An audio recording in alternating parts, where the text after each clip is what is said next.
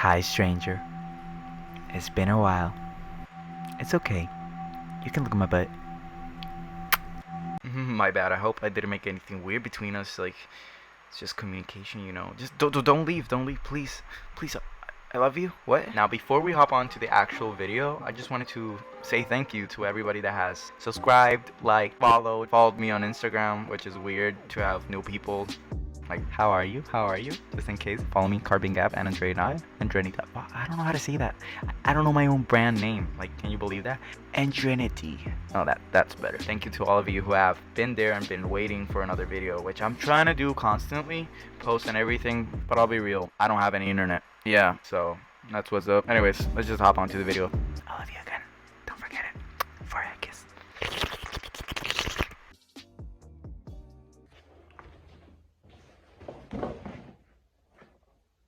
Hi.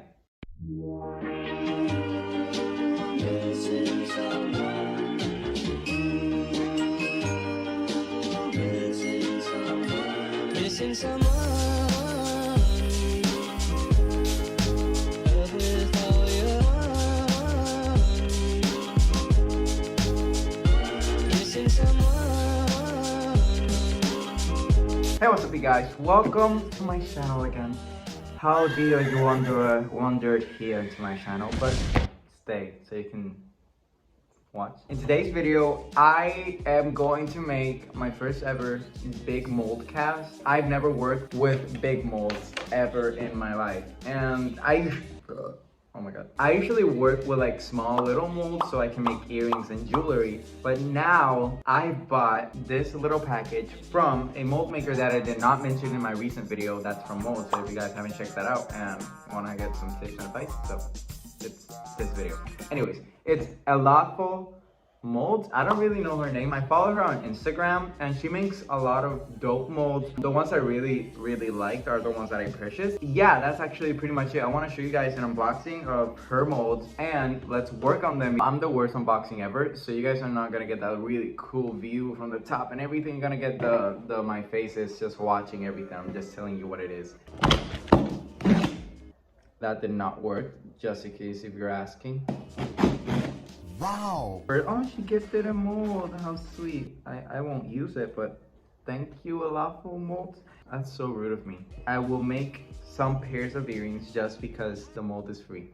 This is the first mold, the one that I'm really excited about. It's an artist, you know, the things that they use to paint, like painting and stuff. I'm really a fan. We are gonna make these. We're gonna make these today, but I don't know how would they come out. I'm so annoying. Anyways, the one she gifted me, sorry, I think I didn't show it. We're like butterfly or moss. I don't really know what it is.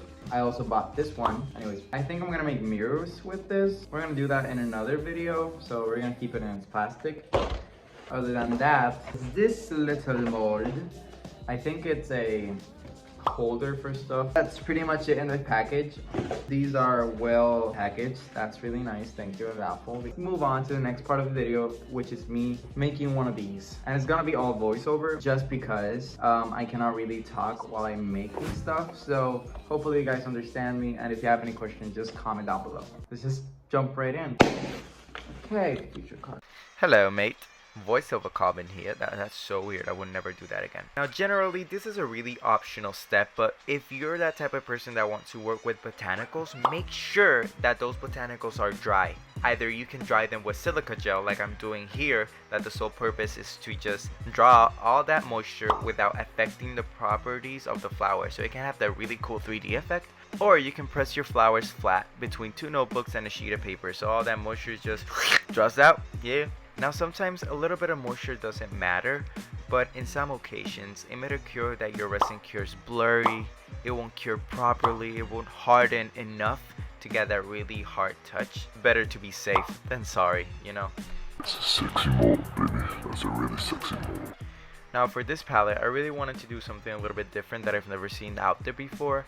And generally, I've always been the type of person that works hard in some pieces and I end up just having that really deep connection with it that I'm just not gonna throw them away. I know I'm gonna use them for something really special. So that's what we're gonna do today. We're gonna create a beautiful palette with my old pieces and some special little things. I'll show you right now. Now, if you follow me on Instagram, you might as well have seen this. Hehe. follow me on Instagram at CarbonGap. Oh, you're so cute, you're so cute. Mi abuela la encontró just dead or whatever, and it's so freaking adorable. So I put up a poll on Instagram just asking what name should I give her.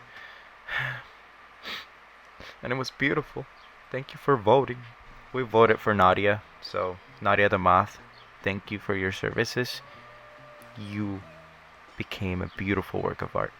So like I mentioned, we can put basically anything on resin. So we're going to be using a moth, botanicals, and these really special pieces that I found in the garbage that my sister threw away from her work of art. Just follow her just in case. Also, if you guys want to know more, I don't really know. These are polymer clay pieces. Some of them are covered with resin. Some of them are just straight up polymer clay. I think they will look amazing with this work of art. I think it's beautiful. And you know what? I'm the voiceover. I know what's going to go on. It's going to look amazing. So just stay tuned to the end.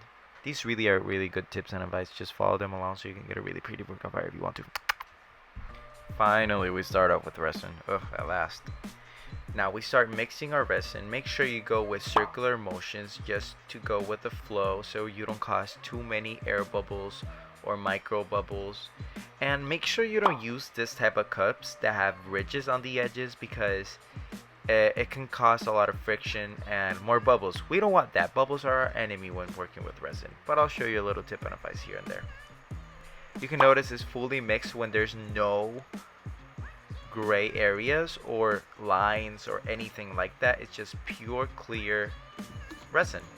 Now one of the things I like to use to get rid of my bubbles is the vacuum chamber.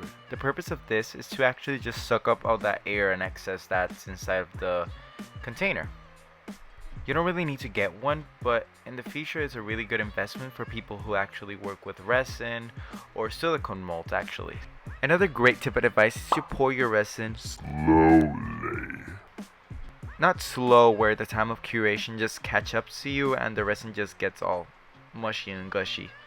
Now you want to go slow because you don't want to overfill it, or if you have a mold that has slightly pointed edges, you want to make sure that the resin goes through and doesn't form a cavity or a bubble.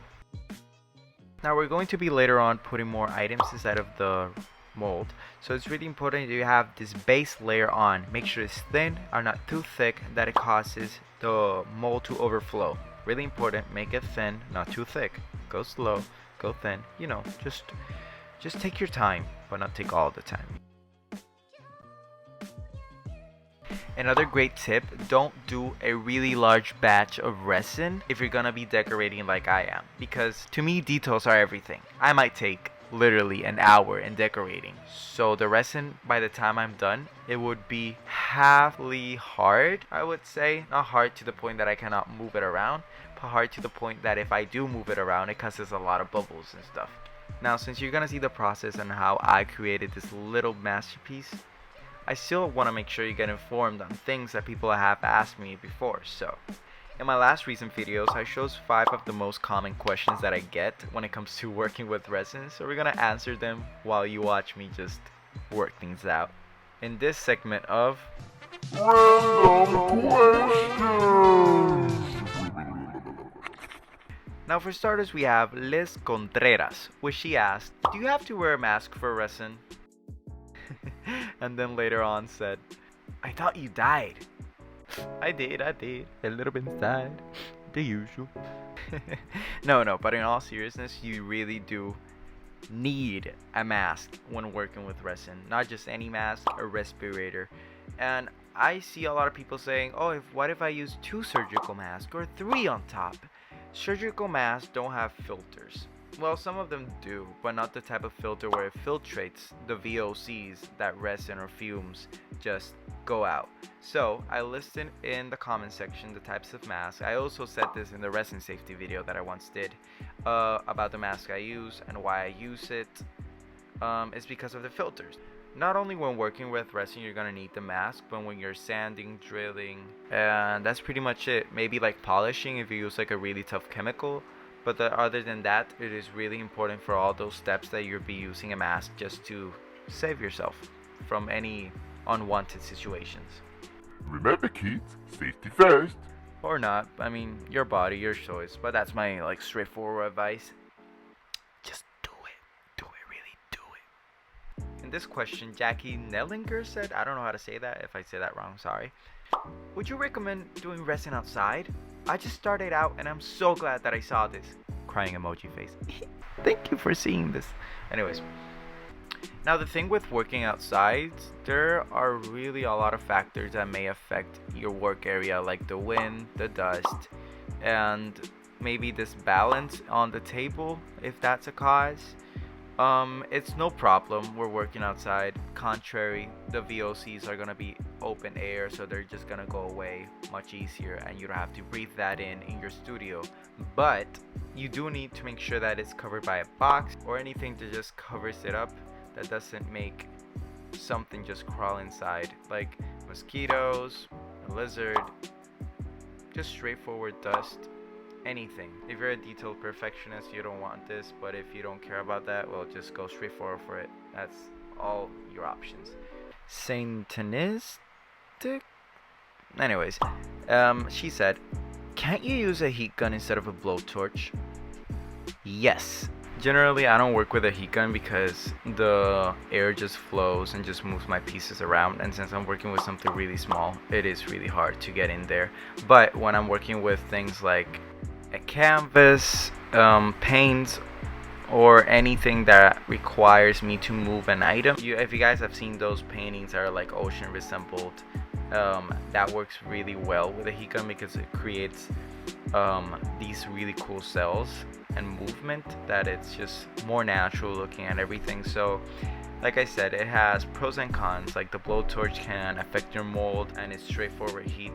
At the end of the day, it doesn't matter which one you use, just as long as you know how to use it and know what result you want to achieve. Either or works very well, so I hope that helps. Oh, and yeah, a blowtorch can get rid of the bubbles as well.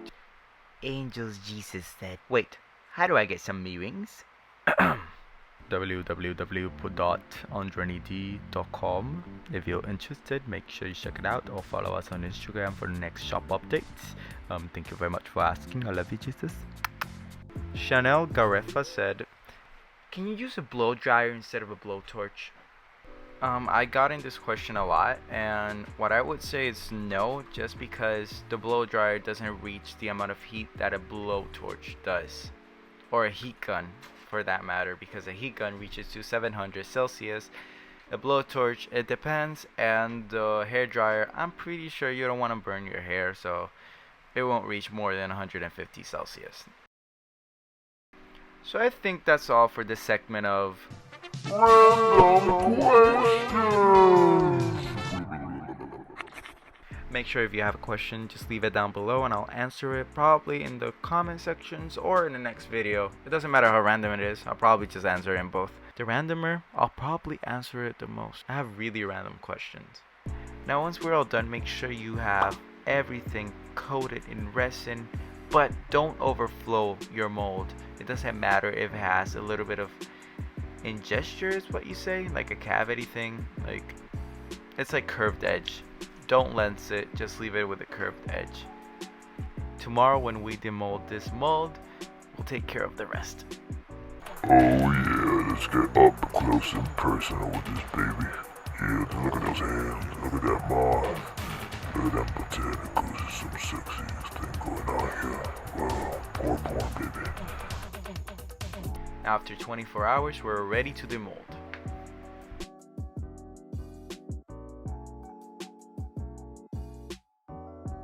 Now in some cases, I didn't wait 24 hours, I waited 14 hours, which is a little bit bendy, but not bendy to the point that it's gonna break or anything. Or if it's sticky, You don't even dare to get it out.